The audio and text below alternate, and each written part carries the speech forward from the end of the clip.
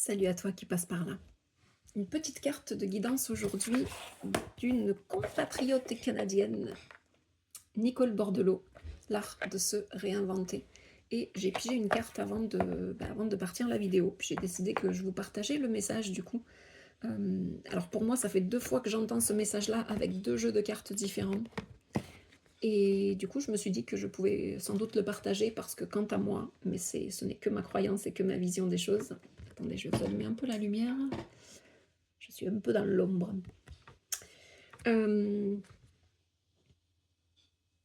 Quant à moi, ce message, voilà, les messages que je reçois sont valables.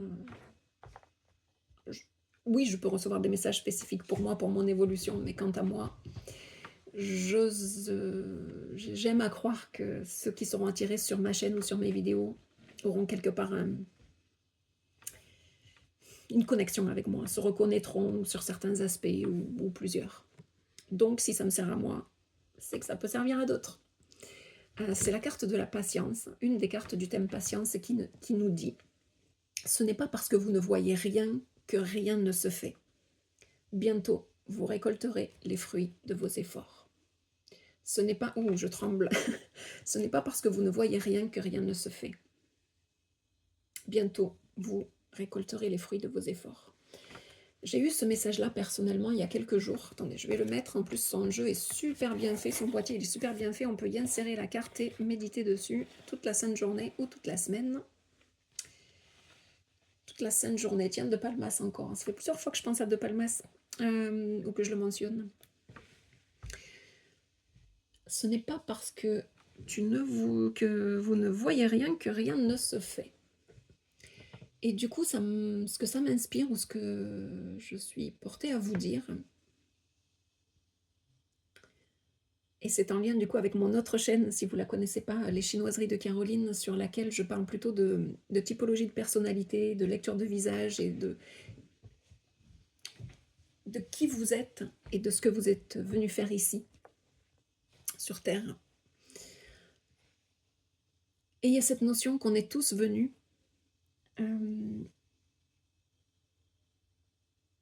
pour une raison, à un moment précis, et qu'on est porteur de certaines qualités et pas d'autres.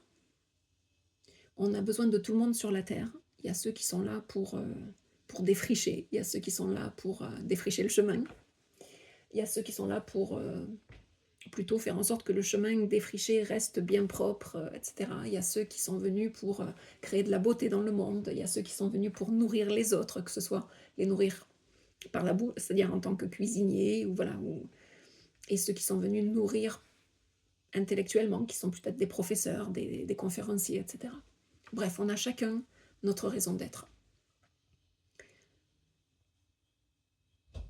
Et tout, on le sait, tout dans la vie est en perpétuel changement.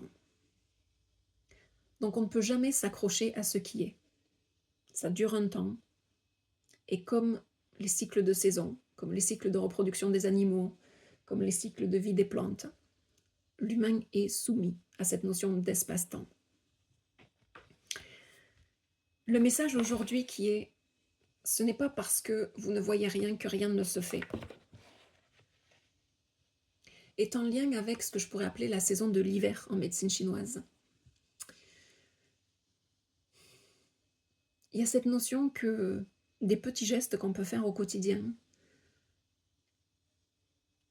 des attitudes que l'on peut avoir ou des nouvelles habitudes que l'on peut prendre peuvent sembler n'avoir aucun impact, bien que la plupart du temps elles aient un impact assez dans l'instant, dans l'immédiat. Il y a cette notion que le changement là, ça s'adresse à des personnes pour qui le changement il se fait dans le subtil, il se fait subtilement sous la surface. Comme en hiver où on pense que on sait que tout est en dormance, mais on a l'impression que tout est mort, qu'il ne se passe rien. Il ne se passe pas rien. La graine qui est sous la terre, sous la couche de glace et sous la couche de neige, elle se repose parce qu'elle a fini son cycle de floraison à l'automne dernier et que là, l'hiver, elle a besoin de se reposer, de se ressourcer, de se nourrir des nutriments de la terre pour au printemps avoir la force de passer à travers la terre ou parfois même à travers le bitume ou à travers la roche et on se dit: «Mais comment cette petite fleur a pu pousser à travers la roche, à travers, le bitume?» C'est parce qu'elle a pris le temps de se nourrir et de se reposer. Donc si vous vous sentez concerné par cette notion comme ça d'impatience, de: «Ah! Je comprends pas pourquoi, il faut que ça change, il faut que qu'est-ce que je peux faire pour que?» Le message ici, c'est il y a rien à faire pour que. Vous avez sans doute fait ce qu'il fallait pour qu'au moment venu, le projet prenne vie, la relation s'améliore ou quelle que soit votre problématique particulière, votre souci particulier, votre objectif particulier. C'est la notion de chaque chose en son temps, mais que pour vous particulièrement, qui vous posez la question ou qui avez été attiré par le sujet de la vidéo, c'est parce que soyez assurés que c'est pas parce que vous ne voyez rien que rien ne se fait. La vie est bien faite. Au premier abord, on ne voit que ce qui est visible avec les yeux. On ne sent que ce qui est palpable avec les doigts. Mais il y a tellement de choses qui sont impalpables, invisibles avec nos yeux de chair, inaudibles avec nos oreilles physiques. Et pourtant, je sais qu'il y en a d'entre vous qui entendent des choses, qui voient des choses, qui ressentent des choses, n'est-ce pas? La notion ici aussi, elle est que, et ça on a, quant à moi, beaucoup moins de grasp, on peut beaucoup moins l'attraper, le sentir, c'est tout le potentiel de vie, tous les potentiels en fonction de libre arbitre de chacun et qui est quelque part ce qui s'en vient, sur lequel on n'a pas de contrôle. On a fait au mieux de ce qu'on a pu. Par exemple, pour avancer dans tel et tel projet, j'ai fait au mieux. Maintenant, il y a cette notion de lâcher prise et de dire j'ai fait au mieux, j'ai planté la graine, je l'ai arrosée, j'en ai pris soin, j'ai désherbé autour. Je ne peux pas forcer la graine à pousser.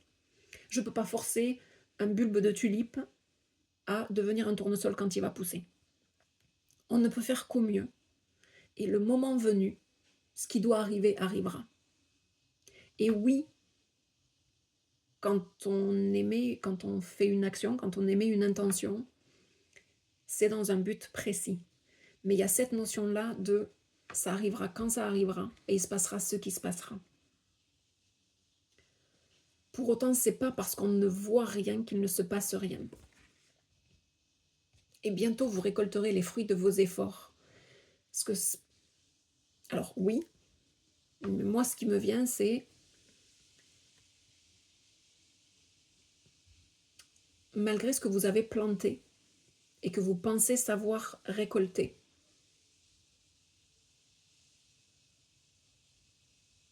il y a cette notion que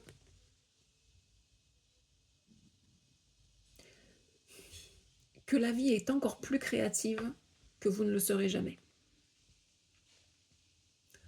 Et que peut-être que vous espériez, je ne sais pas moi, en lançant telle affaire ou en développant tel projet, que vous attireriez tel genre de public ou tel genre de client ou tel genre de retombées.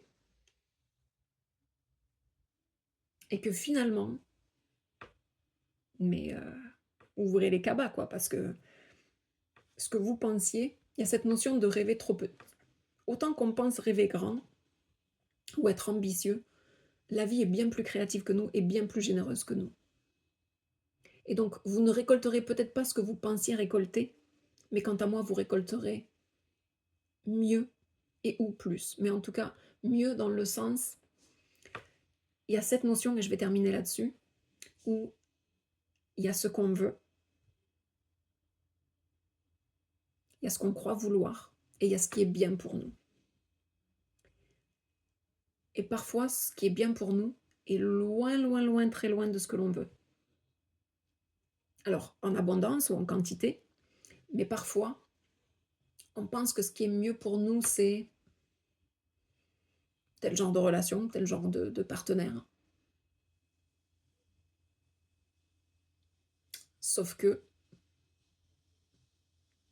selon quels sont les filtres qui parlent, est-ce que c'est la peur qui parle, la peur d'être seul ou seul, la peur de X, Y, Z. Et qu'en fait, ce qui est mieux pour nous, ce qui est bénéfique pour nous, c'est un partenaire à l'opposé. C'est un job à l'opposé. Qui nous fait peur, certes, mais qui est tellement plus aligné. Et que par sécurité ou par peur, on va se dire, bon, je veux ça parce que je sais que je peux l'obtenir et que oui, mais si au final ça ne te rend pas heureux, la vie est bien plus généreuse et en même temps, elle veut le mieux pour nous. Et c'est pour ça que souvent, on trouve que la vie nous met des bâtons dans les roues. Mais c'est nous qui nous mettons des bâtons dans les roues. C'est nous qui nous trouvons trop petits, enfin qui nous trouvons, qui réduisons notre champ des possibles. Alors quand la vie dit, non, non, ça Caro, ce job-là, là, il est bien en dessous de tes compétences, tu sais quoi, je vais te mettre un bon gros bâton dans les roues, je vais te faire virer, comme ça au moins, tu n'auras pas le choix que d'être dans ce point zéro et de te dire, ouais, ok, ouais, bon, au final, c'était plutôt un cadeau mal emballé, mais un cadeau quand même. Donc voilà, je ne sais pas comment ça vous parlera, peut-être au premier degré. Ce n'est pas parce que vous ne voyez rien que rien ne se fait, et bientôt vous récolterez les fruits de vos efforts. Et sinon, ce que je viens de vous dire, qui est un peu plus large,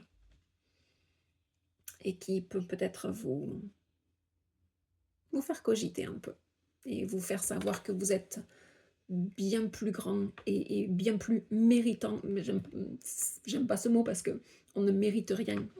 De fait, on est là pour être heureux, pour être aimé et pour s'épanouir. Donc on n'a pas à mériter quoi que ce soit. Mais vous êtes bien plus. Bien plus. Vous êtes bien plus que ce que vous accordez. Alors laissez la vie. Récoltez. Vous verrez ce que c'est. Mais ouvrez les cabas, préparez les cabas, ouvrez les cabas. Vous méritez le meilleur. Vous allez récolter le meilleur si vous vous le permettez. À la prochaine. Ciao, ciao.